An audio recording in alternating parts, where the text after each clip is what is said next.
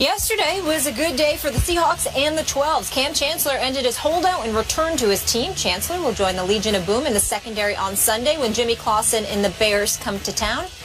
Here's Kam. So I'm just happy to be back. Just happy to be back playing football. Happy to be back with the organization, with my team, with my teammates, my coaches. You know, they were highly missed. You know, it was hard to watch those games. You know, I'm just ready to play football now. You know, watching those losses, you know, it hurt me.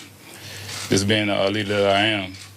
So, you know, I think the time is now to, you know, come back and put all business to the side and address it after the season.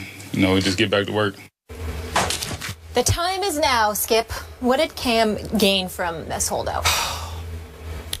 Stephen A. Smith, I again want to congratulate you on breaking this story near the top of our show yesterday. I know you're tight with Kam. I respect and appreciate that. I said immediately, and I sort of got hit with this right out of the box as we opened the show yesterday.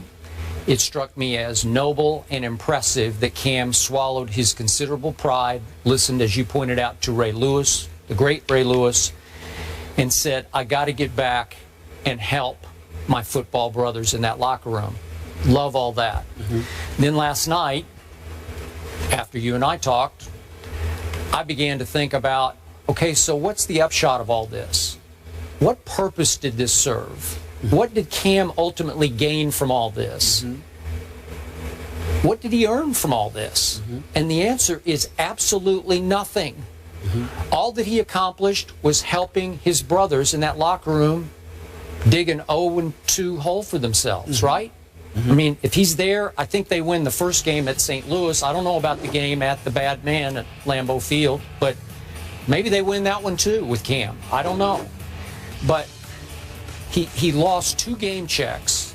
It's about $500 grand. Now, I don't know, maybe Seattle quietly will make good on those 2 checks. I don't know that. But maybe not. I think they dug in, did Seattle management. We've talked a lot about that.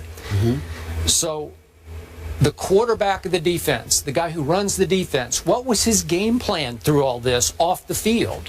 What was the goal here? Because whatever it was did not get accomplished.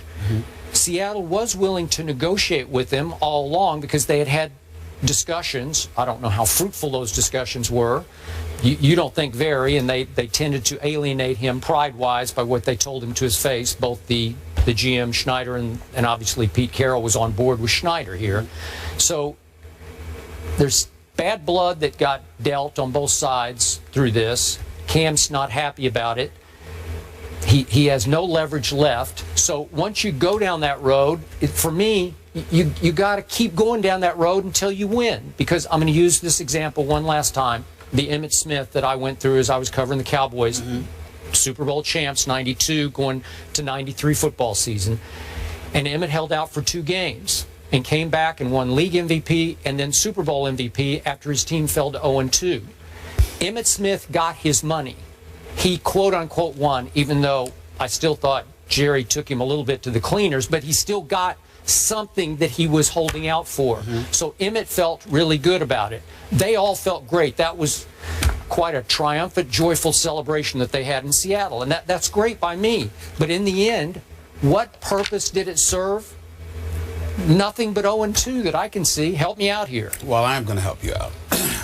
First of all, Kam Chancellor to me is similar to a Kobe Bryant, a Dwayne Wade, you know, people like that, to a degree, Shaquille O'Neal, to Michael Jordans, to the Charles Barkleys, Kenny Smiths.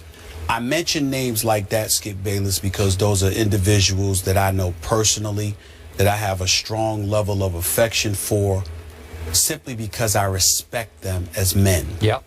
Intent matters. Yes, Kam Chancellor wanted to get his money, but he also felt disrespected. I get it. No one's trying to knock John Schneider this way, because I don't know the man. Never met him, never talked to him. It's wrong to cast aspersions on him. But it was clear in talking to Kam Chancellor, and he can give people the details when he wants to, because that's his personal business, and I'm not going to violate his trust. But he has okayed me to say he felt disrespected. Sure. And it was a challenge for him to walk back, to shove all of that aside just to get back to work. Individual pride, while unwise in its usage sometimes, ultimately has to be exercised from time to time to get others to raise up and recognize there's a certain way you just can't come at people. There's a certain way you just can't treat people. They're not having it, and it's not going to go down like that. So when you say what did Kam Chancellor accomplish, you're looking at it strictly from a football perspective. Initially, it was just about football.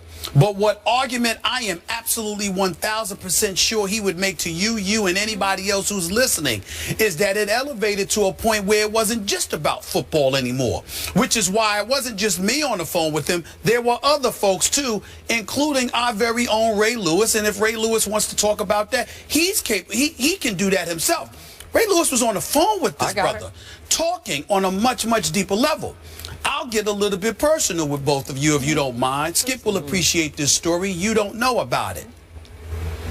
I had a similar situation to Kam Chancellor. I know what this at this very network. Oh, okay. You understand? I thought you were going to go. Now, don't get me wrong. Yeah. I'm not being negative here. Yeah. Because as much as I love the present regime, the previous regime that let me go, Skip, they weren't wrong. But I didn't know that at the time because I was caught up in my value, what I brought to the table, and how I felt I was being treated as opposed to appreciating the position that other folks within, the job that they had been assigned to do, and how they're supposed to go about doing it. When you are a novice in a particular category, you tend to personalize things from time to time, which I did, because you thought it was an indictment against you and your level of production when you thought it was at a level that warranted what you wanted. And it wasn't until you opened your eyes and really embraced business, understanding how it operates sometimes, that you recognize that those folks weren't at fault. They did what they needed to do in the best, in their minds, in the best interest of the whole, as opposed to an individual. Sometimes it takes what Kam Chancellor went through in order to him to fully appreciate it. Okay, but, quick point of order. When you talk about your ESPN experience, you weren't having to, you didn't do what you did at the expense of a football team. No, I didn't. Just you. No, right? I didn't. But at the same time, if you're a part of the team, you're a part of the team. If they're utilizing you in various ways, okay, and your attitude ain't right, then it's a detriment to the whole. You have to take into account the fact that all of those things matter.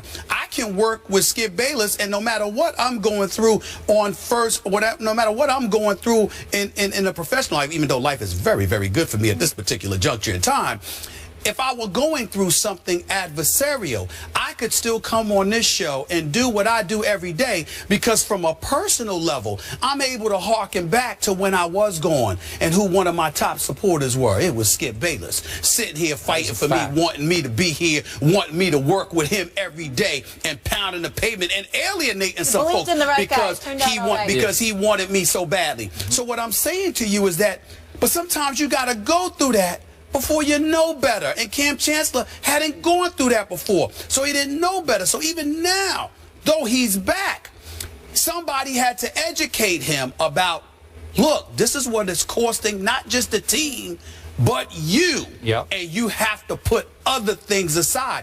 And it took him a couple of weeks to get to that point. It's human, it's understandable, but ultimately he benefited from it most because he learned a very valuable lesson. Can I interject one thing quickly with this comparison? So you leave, you come back, and you really show your value because you light it up here at ESPN, right? Yes. So Kam leaves, they lose 2 games. We're all kind of shocked, some people are. What impact? Now, if he comes back and they don't win, did he gain anything then on the field? He would have. If they win now, rest of the way, we see the difference. He will have lost, but let's be clear. But I'm saying for that comparison. I'm just saying, you never know what the ultimate effect is going to be. You're betting on yourself. Yeah. Kam Chancellor is in the ultimate position to bet on himself Because of who he has playing with But him. if they go and light it up now, he definitely gained something. That's right. And if they lose, then he didn't. But some people are willing to bet on themselves because they have that innate, ingrained belief in themselves. And when you have to, that's like if you're asking me to go up there by myself, I'm very confident. Please don't get me wrong. I'm going to bet on myself. But if you're telling me I'm rolling with Skip, my confidence is going to be a little bit higher. Yeah. You see what I'm saying? Because I believe in us, you know, just as much as I believe in me. So that's what's going on here. He didn't lose. It's just a matter of how much he's going to ultimately win. Because trust me, he ain't losing that money. They're going to give him money back for those 2 games. I hope so.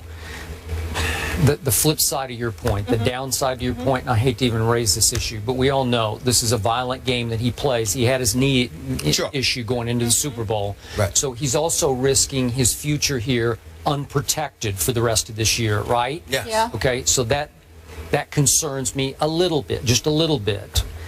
And then to your big picture point, are we saying that because of his pride, and as the Bible says, pride goeth before the 0-2 fall. If Yes. I put the 0-2 in there, but okay. But because of his pride, because he wanted to stand up to, if not punish, his management, didn't he do that at the expense of his teammates? That's all I'm asking. You did it at the expense of your teammates if the end result isn't what you desired it to be. But we don't know that until it happens. You can't sit here at 0-2 with 14 games and say he did it at the expense of his teammates. Now, if you wait until you 0-5 or 0-6, you got a different argument. But 2 games into the season with 14 to go, I'm with you. Okay, you can't say he did that at the expense of his team. The only thing you got going on your side of that argument is you now have Jimmy Clausen and the Detroit Lions coming to town. So you got a chance to at least right the ship initially. Sure. So I give you that point, but I still not exactly sure what got accomplished here. You never know. We'll find out. You never know. Not only we'll find out the rest of this season, we'll find out in the off season whether or not a team is willing to revisit the similar situation again. Or do you trade them? Maybe. Maybe. We shall see. Moving on, though, Patrick Kane is under investigation for sexual assault, but he's still playing in the NHL. Should he be? We'll get into that story on the other side.